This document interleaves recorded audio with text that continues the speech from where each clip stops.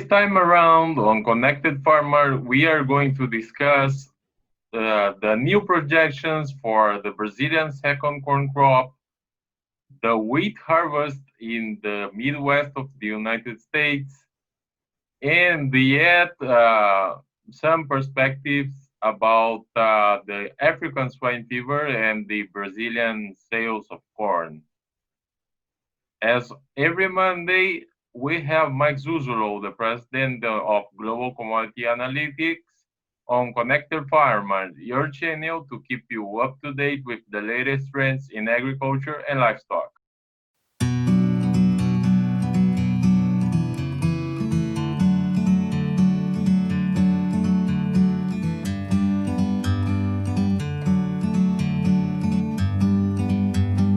I just got some breaking news right now. It's from Agroconsult and is saying that the Brazilian corn crop this year won't be a record crop, differently than what was expected by the USDA and the Brazilian National Supply Company.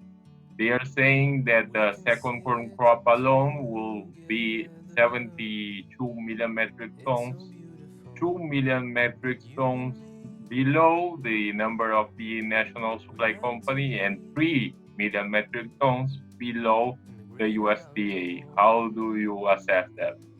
That is welcome news. I think that really helps kind of solidify, Luis, what you and I have been talking about, that the government agencies have really been putting out some pretty large numbers, starting with South America and continuing that pattern with the global wheat ending stocks number. USDA has done that twice in the last 2 months on their WASDE reports. And so I think we still are on that track where the supplies are tightening, and that between COVID-19 resurgence in South America and also the supply issues, forward sales in soybeans out of Brazil, and then this news, I think it puts the United States in a better position as long as that dollar remains contained and it doesn't return as a safe haven investment, something you and I, again, have talked a lot about. So that's very welcome news. I'm not sure the trade will really jump into pricing that into the market before the acreage report that is released by USDA here at the end of the month, because by the time we get the acreage report, we'll also get our U.S. domestic grain stocks report, and we'll also have a pretty good idea on whether that record corn yield that USDA is projecting for this new crop corn is possible, because we've got a lot of dry weather areas in both the western and eastern corn belts that are very much needing this next big rain system or two that are supposed to be coming through the next 10 days.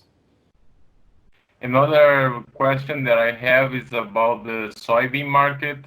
And Brazil has already sold the most updated number that I have, that is that Brazil already sold over 90% of the last year crop, 2019-2020, and a significant level of the following crop, the following is also already, and with Argentina having its grain market intervened by the government, I don't think there will be much soybeans left to be traded in the international market. So, do you think there will be a significant scarcity of soybeans in the market? Yes, as long as the U.S.-China trade negotiations don't worsen. I think still, like I did last week, that they have bought extra soybeans and pork. We are seeing them go ahead and let loose from their state reserves of pork, 10,000 metric tons this past week. Expectations from the Commerce Ministry, another press conference or press release later this week said that they would go ahead and keep releasing pork as needed. So it would seem to me that they have an adequate supply of soybeans, they have an adequate supply of pork at this point. Maybe the biggest feature in this market is going to once again be the weather here in the United States. You notice that the Chinese continue to buy 2020 crop year soybeans. They are not buying the 19-20 marketing year soybeans. They're still running about 7% behind last year. USDA is saying they're going to be about 5.5% behind last year, and that's after cutting the exports just about a week ago in their report. So I'm not impressed with the soybean demand coming out of China, and it suggests to me that they have stockpiled soybeans and they have an adequate amount. If they see that the United States is going to have a short crop, then I think the tighter supplies in South America could be very meaningful. In the meantime, you notice that the soybeans continue to be trapped and kind of hemmed in at those February, March highs, thanks to the wheat market not having that counter-seasonal rally that I wanted it to have. In addition to that, you have worsening conditions if you consider the African swine fever. Another country was reported with African swine fever. That country is Nigeria. It has a very large population, and potentially it will also affect the hog market and the soybean market.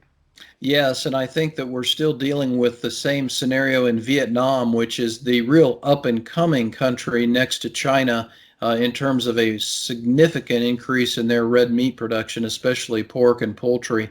So we're not out of the woods with African swine fever, and it's a lot like COVID-19, Luis, where the demand destruction is still possible, and it goes back to how key and how crucial in the Northern Hemisphere and the United States specifically, how important that July 4th holiday is for the grilling season and continuing to see a strong summer driving season. The data that's coming out right now in retail sales was very strong for May, but I think that was government-funded retail sales. Those were government checks that are being spent. So I think we're kind of in a crunch time now. We're going to really find out what the true demand is as we go into the second half of June and head into the first half of July. So I'm optimistic still, but I'm very leery and very cautious that the demand could slip because of these two major demand features. And I don't want to forget about the wheat growers. So what are you hearing about the wheat harvest right now as you are on the major producing region in the world? Yeah, and I'm about 2.5 hours from the start of the primary hard red wheat belt. I'm still in mostly corn and bean country, but what I can tell you from what I'm hearing down in that area of the hard red wheat belt is that they are starting to cross from the Kansas-Oklahoma border.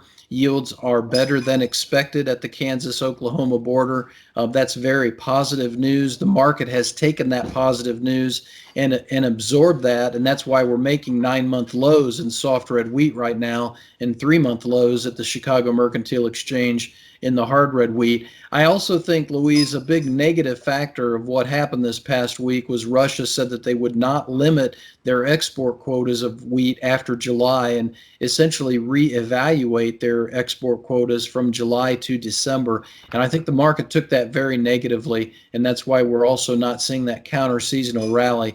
I will say that I still expect that central and western Kansas, southern Nebraska, and eastern Oklahoma will have worse than expected yields and worse than last year yields when we finally see custom harvesters get into that region. Yeah, as you always say, wait for the next rally. That's exactly right. And we're still in that weather supply driven rally while we try and rebuild the demand. So if we want profit per acre, profit per hectare, we're going to probably have to rely upon weather and the supply side. From Atchison, Kansas. Thank you. Thank you, Louise.